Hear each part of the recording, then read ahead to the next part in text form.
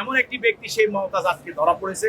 সে হাসিনার পক্ষে গান গেয়েছে যে হাসিনার তুলনা পৃথিবীতে আর হয় না।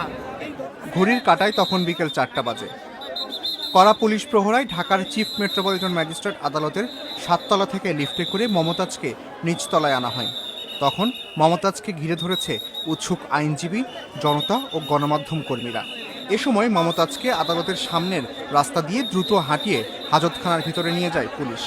এর কিছু সময় পর উৎসুক এক ব্যক্তি মমতাজের একজোড়া জুতো আদালতের হাজতখানার প্রধান ফটকে পড়ে থাকার তথ্য জানান। এ ব্যাপারে ঢাকার আদালতে কর্মরত একজন পুলিশ কর্মকর্তা প্রথম আলোকে বলেন, মমতাজকে যখন আদালতে তোলা হয়েছিল তখন তার পায়ে জুতা ছিল, কিন্তু আদালত থেকে হাজতখানায় নিয়ে আসার সময় লোকজনের ভিড়ে কি ঘটেছে সেটি তিনি জানেন না। সে যখন ডিবি অফিস থেকে হাজতখানায় আসে, এক জোড়া স্যান্ডেল সে পায়ে দিয়ে এসেছিল।